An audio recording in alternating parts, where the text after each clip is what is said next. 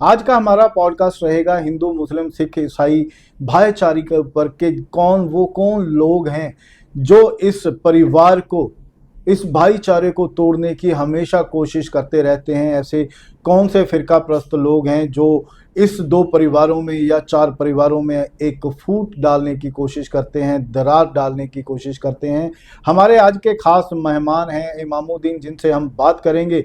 जैसे ही नाम से ही पता चलता है कि ये मुस्लिम हैं और हम आज इनसे सभी बातें करेंगे जो एक मुस्लिम भाई ही हमें बता सकता है।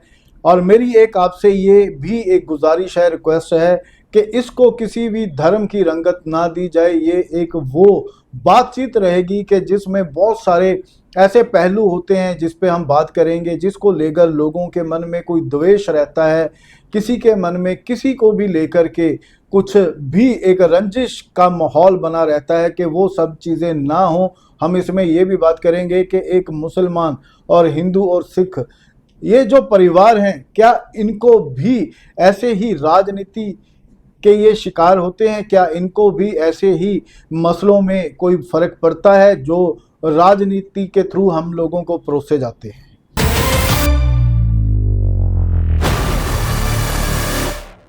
जी, आपका बहुत बहुत स्वागत है। हम आज का पॉडकास्ट जो शुरू करने जा रहे हैं, हमारा इस बात से शुरू करेंगे कि आपको मुसलमान होना कैसे लगता है? मुसलमान एक धर्म अच्छा है। धर्म तो सभी अच्छे होते हैं, लेकिन एक मुसलमान होना कैसे लगता है? जैसे हम बात करें कि मैं अगर बात करूं कि कोई अगर हिंदू की बात करें, फॉर एग्जांपल मान लो मैं हिंदू हूं, तो मुझे कैसे लगता है कि हिंदू जो एक धर्म है या एक संप्रदाय है, एक धार्मिक ख्याल जिसको हम कहते हैं, एक हिंदू सनातनी होना एक अपने आप में एक गर्व की बात है। बहुत पुरातन सनातन जो युगों युगों से चला आ रहा है। ऐसे ही आप इस्लाम को कैसे देखते हैं या मुसलमान होना आपको कैसा लगता है? देखो, धर्म तो सब अपनी अपनी जगह सबके सही है। ठीक है, आप हिंदू धर्म मान रहे हो, वो आपके लिए सही है, फॉलो करते हो। ईसाई हैं, वो अपने लिए फॉलो करते हैं, उनके लिए वो सही है। मुस्लिम ऐसे ही, मुस्लिम अपना वो ईमान पे हैं। और ये जो है ईमान जो है हमारा 5 चीज पे होता है। कौन कौन सी वो 5 चीज? जैसे अल्लाह पर यकीन रखना, दूसरा कुरान पर, तीसरा है नबियों पर। और नबी, चलो आप अपनी बात पूरी करिए, फिर नबियों पर होता है। और नबियों, और चौथा है आपका किताबों पर। पांचवा है हमारा आखिरत पर, मतलब कयामत आने वाली है। ओके, कयामत से आपका क्या मतलब कि जब दुनिया खत्म हो जाएगी? हाँ जी, कुछ दुनिया खत्म हो जाएगी। अच्छा, ये कब होगी? इसका तो अल्लाह ताला बता सकता है। अच्छा, आपके कुरान में ऐसा कुछ दर्ज है, कुछ तारीख में ऐसा कुछ लिखा हुआ है कि ये कयामत कब होगी? कयामत जब आएगी, जब कुछ उसके साइंस दिए हो? हाँ, उसके दिए हैं। जब ऐसे मान के चलो कि जिना आम हो जाएगा दुनिया के अंदर, जिना आम हो जाएगा और नफ्सी नफ्सी का आलम हो जाएगा, मतलब एक दूसरे को भाईचारा खत्म हो जाएगा। उसके बाद में जो है अमीर जो लोग हैं वो और बड़े हो जाएंगे, और गरीब जो है वो और अमीर हो जाएंगे। मतलब जो गरीब हैं वो अमीर हो जाएंगे बहुत। अच्छा। और उसके बाद में एक आते हैं काले जज्जाल आएगा। क्या आएगा? एक है काला जज्जाल। काला जज्जाल? हाँ जी, वो आएगा। वो एक हाथ में उसके जन्नत होगी और एक हाथ में दोजख होगी। जो उसकी बात को मान लेगा वो तो जहन्नुम में चला जाएगा, और जो उसकी बात को नहीं मानेगा वो जन्नत में जाएगा। फिर उसके बाद में जो है हमारे आते हैं एक नबी हैं, ईसा अलैहिस्सलाम। नबी आप किसे कह रहे हैं? नबी कहते हैं हम, जो वो हो जाता है, क्या बोलते हैं, जब दुनिया में बिगाड़ होता है। जब दुनिया में बिगाड़ आता था पहले कौम के टाइम, तो उस टाइम जो है नबी आते थे अल्लाह के, जिनको हम फरिश्ता टाइप कहते हैं। नहीं, फरिश्ता अलग होता है सर। अच्छा, फरिश्ता अलग होता है, या पैगंबर, मैसेंजर, नबी, रसूल, अल्लाह के रसूल। वो अच्छाई को फैलाते थे और बुराई को रोकते थे। अच्छा, वो नबी हम किसी इंसान की बात कर रहे हैं? हाँ, इंसान ही होता था। वो जन्म लेते थे। जब दुनिया में पाप बढ़ता था, जुल्म बढ़ता था, तो नबी आते थे। तो ऐसे कितने नबी हुए हैं? ये कमाबेश 1,24,000 नबी आए। अभी तक 1,24,000 हाँ नबी जी, आ चुके हैं। आ चुके हैं, मतलब अब नहीं, अब 1400 साल पहले, 1440 या 41 साल हो चुके हैं। जो हमारे आखिरी नबी थे, आप सल्लल्लाहु अलैहि वसल्लम आखिरी नबी थे, उनकी वफात को 1400 कुछ साल हो गए, मतलब 1440 साल 41 साल हो गए उनकी वफात के। आपने इस्लाम की तालीम कहाँ से ली? इस्लाम की तालीम अलग से होती है, हाँ जी, हाँ जी, वो कहाँ से ली वो आपने? मदरसे से होती है, मैंने तो नहीं पढ़ा हूँ मतलब। अच्छा, मदरसे से होती हाँ है। जी, मदरसे से। तो क्या आप हमारी आवाम को बता सकते हैं कि वहाँ पे कैसी तालीम लोगों को दी जाती वो है? कुरान की तालीम दिलाई जाती है, बस कुरान पढ़ाया जाता है।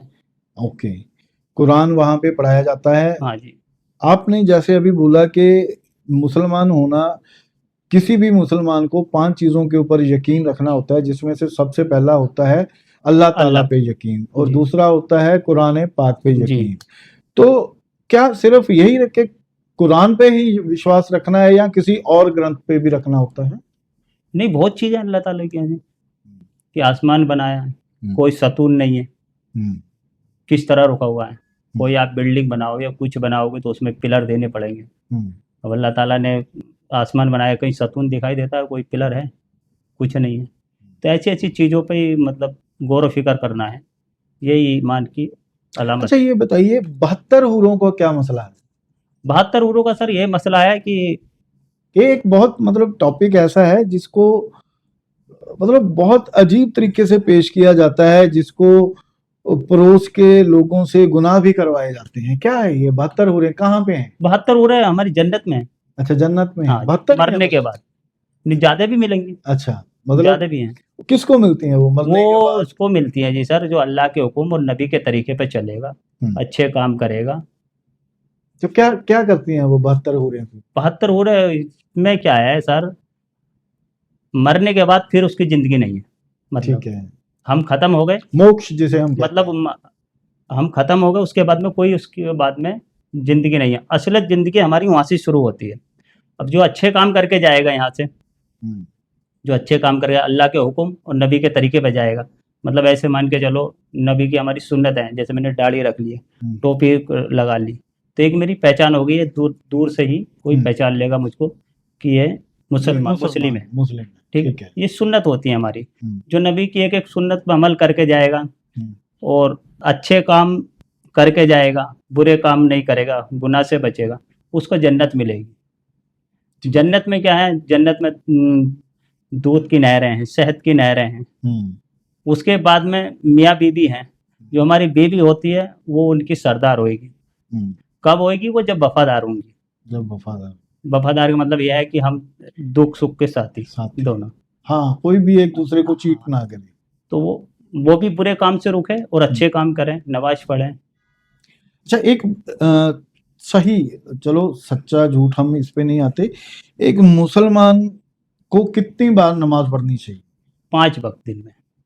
कम से कम? हाँ, या कब ज्यादा भी पढ़ सकता है? ज़्यादा ही पढ़ सकते हैं। ऐसे तो कई टाइम की है, मगर 5 वक्त की है। 5 वक्त की। सुबह हो जाती है हमारी फजर, जो टाइम मैं दे दूँ 4 बजे 5 बजे, मतलब सर्दियों में टाइम घट जाता है, गर्मियों में बढ़ जाता है। और दोपहर में हो जाती है हमारी 1 बजे से 2 बजे तक। फिर उसके बाद में हमारी असर हो जाती है 4 बजे के आसपास। फिर 7 साढ़े 7 बजे मगरिब हो जाती है। फिर हमारी रात को इशा होती है 8 साढ़े 8 बजे के आसपास। ये 5 वक्त की नमाज है। अच्छा, ये सुन्नत के क्या फायदे हैं, क्यों की जाती है सुन्नत? ये हमारे नबी आए थे, आप सल्लल्लाहु अलैहि वसल्लम आखिरी नबी थे, उनकी सुन्नत थी। जो उन्होंने वो काम करा वो हम करेंगे। नहीं मतलब जन्म से थी, क्योंकि अब जन्म से तो किसी भी बच्चे के दाढ़ी मूछ नहीं होती है, नहीं, नहीं, तो उन्होंने कैसे क्यों शुरू किया? सुन्नत जो होती है हमारी शुरू होती है हमारी पैदाइश से। पैदाइश से शुरू हो। पैदाइश से शुरू होती है। हम्म, जब बच्चा पैदा होता है, घर में लड़की हो या लड़का हो, हम्म, जब बच्चा पैदा होता है तो उसके दाएं कान में तो अजान दी जाती है, हम्म। और बाएं कान में जो है उसकी अकामत होती है। उसे मतलब हिंदी में क्या कहते हैं उसे? अजान और अकामत मतलब यही बोलते हैं कि अच्छा, उसको अजान जो होती है, आप ठीक है। सुनते ही हो अजान। हाँ, अजान अजान सुनते हैं। होती है, दाएं कान में अजान होएगी उसके, हम्म, इमाम साहब देंगे, और बाएं कान में जो है अकामत पड़ेगी। ठीक तो है। सुन्नत तो हमारी वहाँ से शुरू हो जाती है। उसको मालूम पड़ जाता है कि मैं मुस्लिम परिवार में पैदा हुआ। पैदा हुआ। उसको मालूम तो रहता नहीं है कुछ। हाँ, एक बच्चा है, अब उसने जन्म लिया है तो उसको तो कैसे उसको ऐसा होता है कि मैं मुस्लिम परिवार में पैदा हुआ। पैदा? अब आ जाते हैं लड़कों में। अब जो कहते हैं लोग कि मुसलमानी, तो हमारी वो जो होता है तो उसी टाइम मतलब अजान होने के बाद में 1 दिन का हो या 2 दिन का बच्चा हो या 3 दिन का हो, उसकी मुसलमानी कर दी जाती है। ठीक, वो एक सुन्नत हो गई, मतलब हमारा वहाँ से सुन्नत का शुरू हो जाता है। अब रहे उसकी मुसलमानी को, लोग कहते हैं कि क्यों करते हैं, कुछ लोग कहते हैं कि मुसलमानी क्यों करते हैं। उससे ये फ़ायदा है कि जैसे हम पेशाब कर रहे हैं, उसमें कतरा रुक गया या गंदगी चीज़ रुक गई, मतलब आप शुद्धिकरण जिसे तो आप उसका कहते मतलब यह है कि उससे बीमारी हो सकती है। हैं। अगर हमारी मुसलमानी हो गई तो फिर हम वो साफ रह सकते हैं। ठीक है, मतलब शुद्धता रहती है, हाँ आपके जी। कहने का ये मतलब है। ठीक है, तो ये तो हो गया एक टेक्निकल पॉइंट ऑफ व्यू से उसका कारण। अब अगर हम इसको धर्म के पॉइंट ऑफ व्यू से देखें तो क्यों की जाती है? वो हमारे इब्राहिम अलैहिस्सलाम की सुन्नत है। हाँ, उन्होंने क्यों की, क्यों शुरू की? उन्होंने शुरू करी, उन्होंने अपने हाथ से शुरू करी थी। ये तो मैं खैर नहीं बता सकता, अपने हाथ से करी थी उन्होंने, मगर ये नहीं बता सकता कि ज़्यादा बारीकी पॉइंट में कि क्यों करी थी। ये तो कोई आपको आलिम आप या बताना नहीं चाहते या आपको पता नहीं है? नहीं, मुझको मालूम नहीं है, आलिम या हाफिज बता सकते हैं इस चीज़ को। ठीक है। अच्छा, एक वो चीज मैं और बताइए, जैसे चलो उस चीज को हम पेंडिंग रखते हैं, फिर कभी किसी और एपिसोड में बात करेंगे। ये मूंछ जो हम लोग कटवाते हैं, उसकी सुन्नत करते हैं, वो उसका क्या वजह है? वो भी सुन्नत ही है। हाँ, दाढ़ी उसका बढ़ाना, मूंछ घटाना। हाँ, कारण।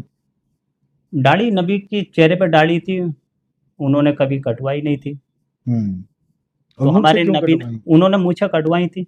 मूछ कटाना, दाढ़ी बढ़ाना सुन्नत है।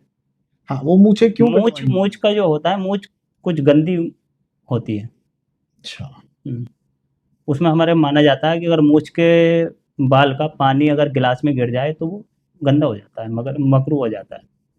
क्या हो जाता है? मकरू मतलब गंदा हो जाता है। अच्छा, गंदा हो जाता है, गंदा हो मकरूह। जाता है। इसलिए मतलब इस्लाम में या मुसलमानों में मूंछ कटवाने का रिवाज है, हाँ इसको जी, कह सकते हैं कि जिससे उसमें कोई भी लगी हुई चीज आपके खाने में, मुंह के अंदर ना जाए। हाँ जी, यही यही कह सकते हाँ हैं। जी। ठीक है। और एक चीज ये बताइए, जिहाद क्या होता जिहाद वही होता है कि जैसे कि गलत कहीं हो रहा है। है? हाँ। अब ऐसा होता है कि कोई बंदा गलत काम कर रहा है। ऐसे मानिए कोई बंदा गलत काम कर रहा है, पहले तो हम उसको मना करेंगे, समझाएंगे प्यार से। समझाएंगे। अगर वो नहीं मानता है तो फिर उसको रोकेंगे। हम्म, अगर वो नहीं रुकता है हम्म, तो फिर उसके हम अलग हो सकते हैं, हाँ, उसको छोड़ सकते हैं। छोड़ सकते हैं। हम्म, मतलब गलत काम को रोकना हम्म। और अच्छे काम की तरफ बुलाना, ये जिहाद है।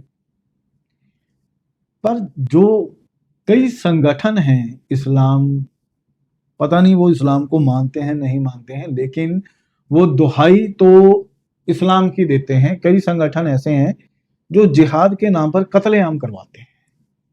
तो उनका जिहाद इस्लाम के हिसाब से अलग है, आपका अलग है, या किसी और का अलग है, क्या है?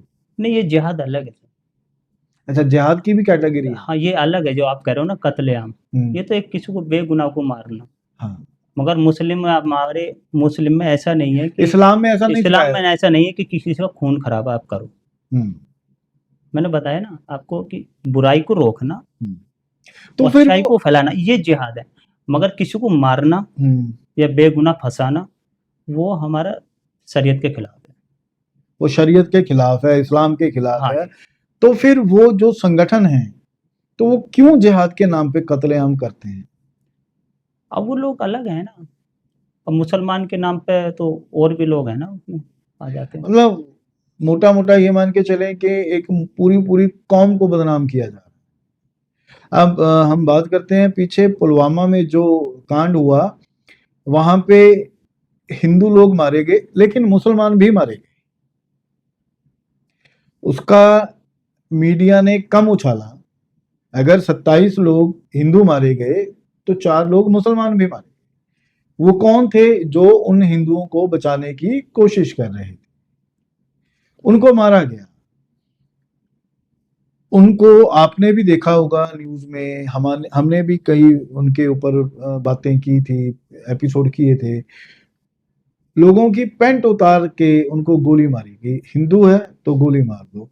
तो क्या वो जिहाद के नाम पे कर रहे थे? क्या वो जिहाद नहीं है, या वो जिहाद है कुछ और है? वो तो गलत है सर, वो गलत है। गलत है। किसी भी बेगुनाह की जान लेना वो बेगुनाह जिहाद कभी नहीं वो हो, जिहाद नहीं हो सकता, वो जिहाद है। वो जिहाद है।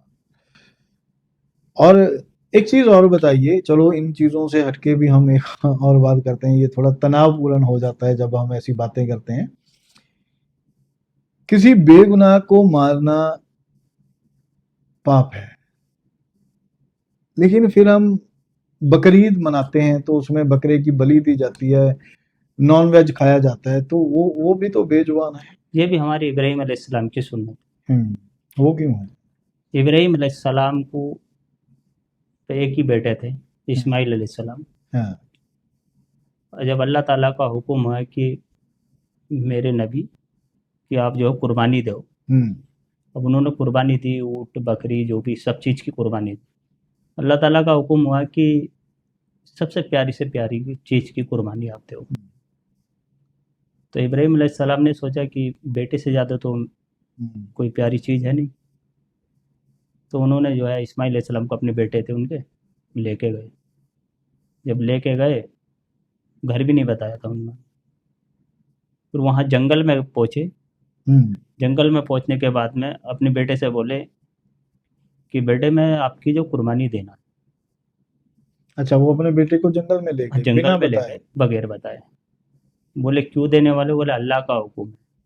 बोले अल्लाह का हुक्म है तो मैं तैयार हूँ। तो उन्होंने वहाँ इब्राहिम सल्लम ने कुर्बानी उनकी दी, मगर अल्लाह ताला का हुक्म है कि ये छुरी मेरे इस्माइल अलैहिस्सलाम का अगर तूने एक रुआ भी काटा तो मैं तुझे जहन्नुम में डाल दूँगा। ठीक है जी। उसके बाद एक फरिश्ता है हमारे, अल्लाह ताला ने 4 फरिश्ते बनाए हैं, बड़े बड़े फरिश्ते तो बहुत हैं, मगर 4 फरिश्ते को 4 काम दिए। जैसे जिब्राइल अलैहिस्सलाम का काम था वही लाना नबियों के ऊपर, अल्लाह की बात नबियों तक पहुँचानी। तो जिब्राइल अलैहिस्सलाम से अल्लाह ताला ने कहा कि इस बकरे को लेके जाओ, दुम्बा लेके जाओ और इस्माइल अलैहिस्सलाम को हटा लो और बकरा जो है रख दो। अब उन्होंने जो करा ऐसे ही, अब बकरे के ऊपर जो छुरी चली और इस्माइल अलैहिस्सलाम को उन्होंने निकाल लिया, उन्होंने फरिश्ते ने निकाल लिया। निकालने के बाद में जब बकरे के ऊपर छुरी चली तो उसमें से आवाज़ आई, तो वहाँ से हमारी कुर्बानी शुरू होती है। अच्छा, आवाज क्या आई? बकरे की आवाज़। अच्छा, बकरे की आवाज। बकरे की आवाज़। तो बकरा तो था ही, वो तो फिर बकरे की आवाज ही आनी थी।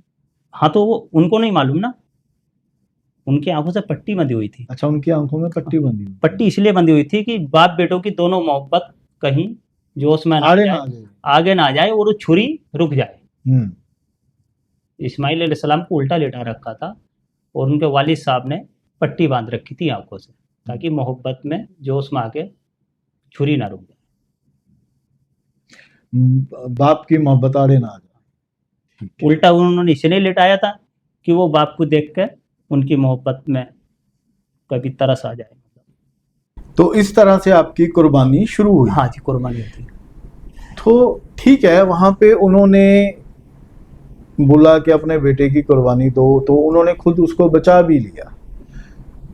तो अब हम अपने स्वाद के लिए किसी और की जान ले लेते हैं, उसकी बलि दे देते हैं, तो क्या ये पाप नहीं है? नहीं, अल्लाह ताला का हुक्म है करना। नहीं, हुक्म तो उनके लिए था, वो हो गया, खत्म हो गया। नहीं, उन्होंने आगे तक के लिए कर दिया ना। भी आप ऐसी बकरे की बलि दो। हाँ, आगे तक के लिए कर दिया। अब एक बकरा है, वो जन्म लेता है धरती पे, उसकी भी माँ है, उसका है ना, एक परिवार रहता है जैसे हर किसी का होता है, जान है, उसको तकलीफ होती है। तो जब हम उसकी बलि देते हैं तो उसको तकलीफ भी तो होती होगी, और हमें क्या पता कि वो जब हम उसकी बलि दे रहे हैं वो इस दुनिया को अलविदा कह के जन्नत में चला गया, हमें नहीं पता रहता। देखो, अल्लाह ताला ने कमाबेश 18,000 मखलूक बनाई है। 18,000 मखलूक में से छांट के हमें इंसान बनाया। कि अल्लाह ताला हमें कोई जानवर भी बना सकता था, दरख्त भी, कुछ भी चीज़ बना सकता था, हमें इंसान बनाया, और उसमें से इंसान में से सबसे बेहतर इंसान ही है सब चीज़ में। अल्लाह ताला ने 18,000 मखलूक में इंसान को बनाया अपने लिए और बाकी की मखलूक को बनाया इंसान के लिए। ठीक है, चलिए मैं आपकी बात से वैसे सहमत हूँ इस बात से कि इंसान सबसे बेहतर है, लेकिन बलि देना, किसी की कुर्बानी देना, मैं उस बात से सहमत नहीं हूँ। लेकिन हम इससे आगे चलते हैं। अगर भगवान एक है, अल्लाह, भगवान, रब, गॉड, खुदा सब अगर एक हैं, तो फिर सबकी डेफिनेशन, सबके पॉइंट ऑफ व्यू अलग अलग कैसे हो सकते हैं? अल्लाह कह रहा है कि कुर्बानी देना पाप नहीं है, भगवान कह रहा है कि जीव हत्या पाप है। ठीक है, ऐसे ही सिख इतिहास भी या सिख गुरु भी ये कहते हैं कि किसी बेकसूर की जान लेना वो पाप है, गुनाह है। तो मतलब कैसे है ये अलग अलग, कैसे है ये? मेरी समझ के परे की बात। अल्लाह तो एक ही है, अल्लाह एक है, भगवान, खुदा, रब, गॉड एक है। ला इलाहा इल्लल्लाह मोहम्मद रसूलुल्लाह, अल्लाह के सिवा कोई माबूद नहीं, वो एक है अल्लाह के। तो फिर उसकी करने धरने की जात अल्लाह की। परिभाषाएं अलग अलग कैसे हो गई? ये तो लोगों ने बना दिया। मतलब अब आप हिंदू कटलरी, मुझसे हिंदू परिवार से हो तो आपने उसके हिसाब से चल रहे हो। भगवान तो एक है ना, भगवान एक है, तो मुझे उससे कोई फर्क नहीं पड़ता कि मैं मस्जिद में जाके सर झुकाऊं या गुरुद्वारा साहब में जाके सर झुकाऊं या मंदिर में जाके माथा टेकूं, मुझे फर्क नहीं पड़ता क्योंकि भगवान एक है। लेकिन उसकी जो परिभाषाएं हैं, मेरी बात समझ रहे हैं? परिभाषा क्या, मैं कहना क्या चाह रहा हूं या मैं पूछना क्या चाह रहा हूं, ये कि एक खुदा कह रहा है कि तुम जीव हत्या करो, एक कह रहा है कि नहीं करो, एक कह रहा है कि तुम्हारी मर्जी। कैसे हो गया ये फिर? मतलब जब हम, चलो मान लिया यहाँ पे हमने अलग अलग समुदाय बना लिए, अलग अलग कैटेगरीज हमने बना ली, कोई हिंदू है, मुस्लिम है, सिख है, ईसाई है, कुछ भी है, लेकिन जब हम ऊपर जाते हैं तो वहां पर जाते जाते तो एक हो जाते हैं ना।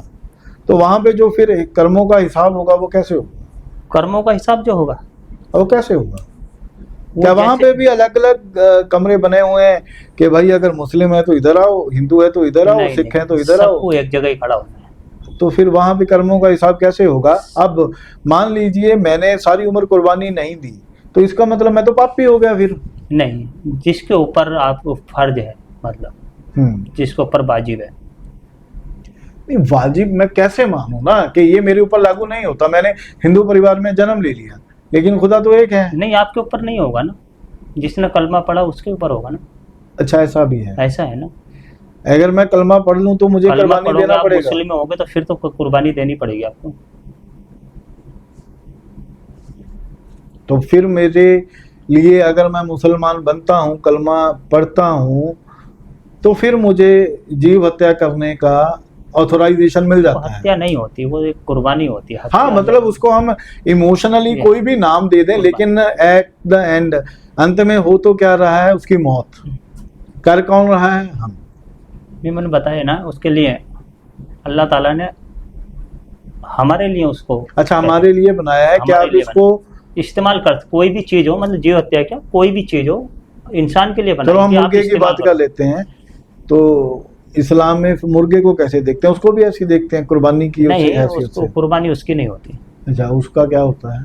उसको तो ऐसे खाया जाता है। अच्छा, ऐसे खा लेते हैं, ठीक है, कुर्बानी में शामिल नहीं है। देखो, हिसाब किताब की बात ऐसी है सर, जब कयामत के दिन सब इकट्ठे होंगे तो जिसने जैसे भी आप वो करा होगा, गुनाह करा होगा, जवान से किसी से गलत बोला होगा तो जवान उसकी गवाही देगी।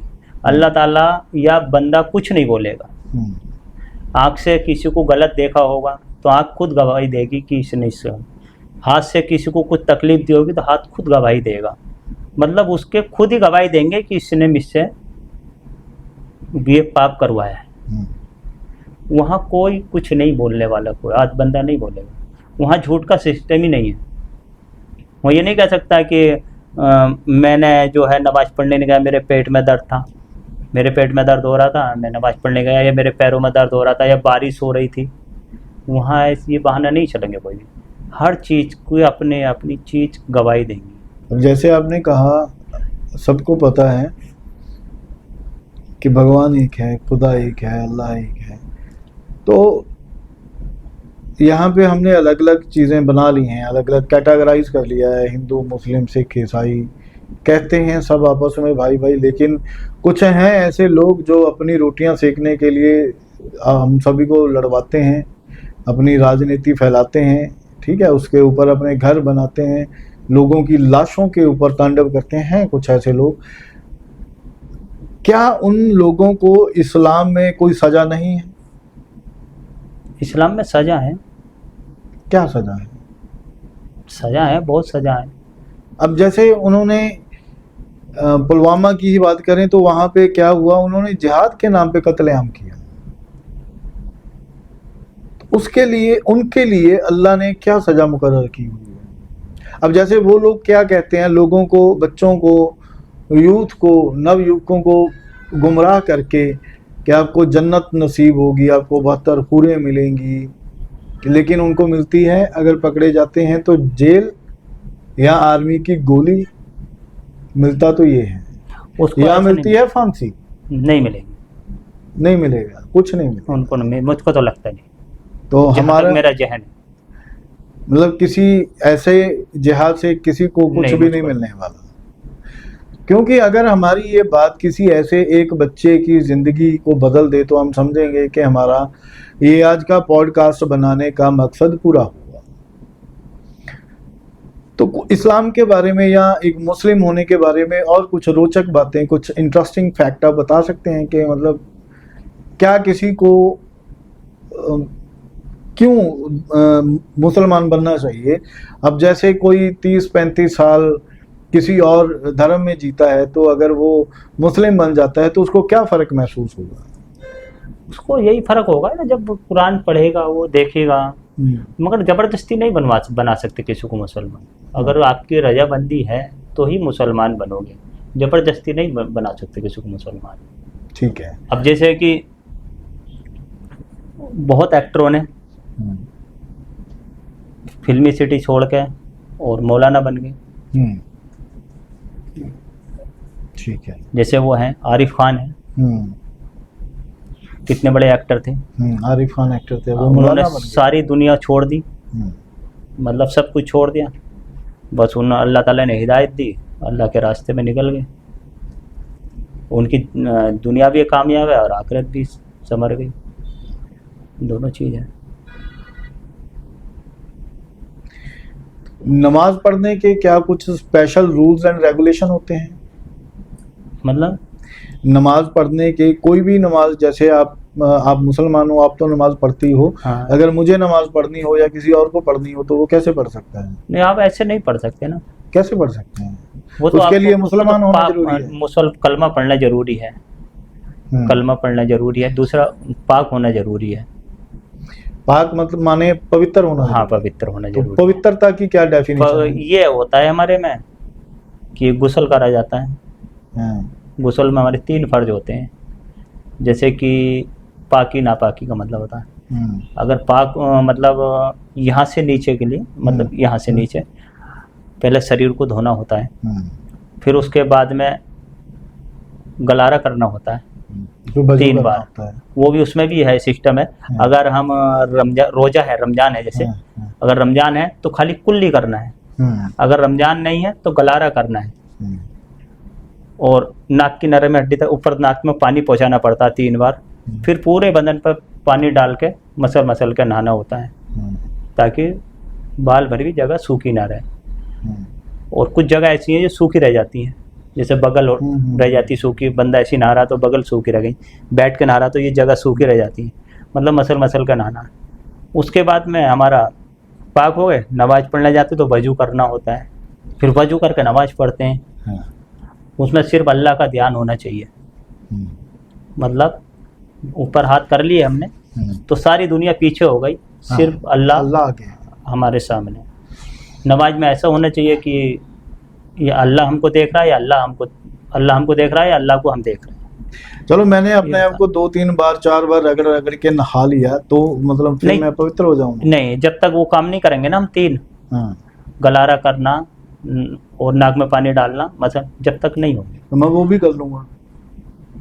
हाँ तो फिर पाक हो जाओगे ना, मगर उससे अच्छा, पहले तो शर्त भी होंगी ना, कुछ शर्तें भी हैं ना। हाँ वो क्या है उससे बताइए? भी शर्त होंगी ना, जैसे कलमा नमाज, इस्लाम में दाखिल होना, अच्छा, वो भी जरूरी है। ये भी तो जरूरी नहीं चलो, मैं वो सब चीजें नहीं करता, लेकिन मैं फिर भी कलमा तो फिर तो अता आपकी- करता हूँ, फिर कलमा तो- पढ़ता हूँ, नमाज अता करता हूँ, तो उससे मुझे कोई फायदा होगा? फिर तो आपका वो है ना, शौक है तो पढ़ भी सकते हो, ऐसा कुछ नहीं है मतलब नहीं वो पढ़ सकते। गुनाह नहीं है? गुनाह नहीं है, ठीक है। आपको कुछ फायदा भी, गुनाह भी नहीं है, तो सवाब भी अब ऊपर वाला जानता है कि आपको नेकी देता है नहीं देता है, वो तो अल्लाह ताला चलिए। जानता है, वो तो बात की बात है। और अंत में ये बताइए, कुरान शरीफ की, पाक कुरान की कोई इंटरेस्टिंग फैक्ट बताइए, कुछ ऐसी बात बताइए जो हमारे दर्शकों के लिए एक मैसेज हो। कुरान तो मैं पढ़ा हुआ नहीं हूँ सर। कुछ भी इस्लाम का। ये है, कुरान एक ऐसी किताब है वैसे कि चलो जो इसमें ये बात कर लेते हैं कि कुरान कहाँ से है? कुरान एक अल्लाह की किताब है। हाँ, अल्लाह की किताब है, आई कहाँ से? ये हमारे ये लिखी हुई है किसी ने? अब तो लिखी हुई है ना, नहीं, अब तो लिखी है, पहले कहाँ से? पहले हमारे नबी, जो नबी थे ना, आप सल्लल्लाहु अलैहि वसल्लम हमारे आखिरी नबी हैं, हम्म, उनके ऊपर नाजिल हुआ था, उनको याद कराया गया था। याद करवाया गया था, याद फिर करवाया। उन्होंने लिखा था। हाँ, उनको लिखवाया। ये भी एक धारणा है या ये मिथ है कि ये किताब आसमान से निकली थी, गिरी थी नीचे धरती पे? नहीं नहीं, ऐसा नहीं है। ऐसा नहीं है, ऐसा नहीं। ऐसा कुछ नहीं है, किताब वैसे ही ऊपर से फालतू नहीं में गिरी। फिल्में में दिखाया जाता नहीं है, ऐसा नहीं, कुछ नहीं है। ये हमारे नबी थे, उनको मतलब आज वही आती थी। उनको जैसे हम कहते हैं कि आत्म ज्ञान हुआ था, हाँ, ज्ञान हुआ, ऐसा मान के चलो। तो ज्ञान उसके हुआ। बाद उन्होंने उसको लिखा। लिखा। ठीक है। ये 30 पारे होते हैं इसके अंदर। 30 पारे, पारे 30 पारे होते हैं। जिनको हम चैप्टर बोल सकते हैं। हाँ, ठीक है। ओके। 30 पारे। कोई हमारी आवाम को कोई मैसेज दीजिए, जैसे कि ये लोग जो हैं, जो जिहाद के नाम पे कत्लेआम करते हैं या भाईचारे में फूट डलवाते हैं, आप उनको क्या कहना चाहें? वो तो गलत है सर, बिल्कुल गलत। गलत है। ये कोई धर्म नहीं हो सकता किसी का भी। जी बिल्कुल सही। जैसे कि इमामुद्दीन साहब ने कहा कि जिहाद के नाम पर कत्लेआम करना ये गलत है और ये धर्म नहीं हो सकता, तो ये उन लोगों के लिए भी एक तमाचा है जो धर्म के नाम पर कत्लेआम करते हैं, तो ऐसा नहीं करना चाहिए। और जैसे इन्होंने बताया कि इस्लाम में 72 हुरें जो हैं ऐसे जिहाद के नहीं मिलती हैं जो किसी का कत्लेआम करके जिहाद बनाया जाता है, और ना तो ये जिहाद है और ना ही किसी को ऐसे जन्नत नसीब होती है। और जिहाद का मतलब होता है बुराई ख़त्म करके अच्छाई करना, ना कि अच्छाई को ख़त्म करके बुरे लोग आगे बढ़ें, ये जिहाद नहीं होता। और हमारी भी आप सबसे ये एक ख़ास गुजारिश है कि ऐसे लोगों से दूरी बनाए रखें जो आप लोगों को कुछ ऐसा कहते हैं या कोई गुमराह करते हैं, लालच देते हैं, तो कृपया ऐसे लोगों से दूरी बनाए रखें और इनको, ऐसे लोगों की इत्तला पुलिस को ज़रूर दें ताकि इनके ऊपर कार्रवाई हो सके, ये लोगों को गुमराह ना कर सकें। आज के पॉडकास्ट में इतना ही।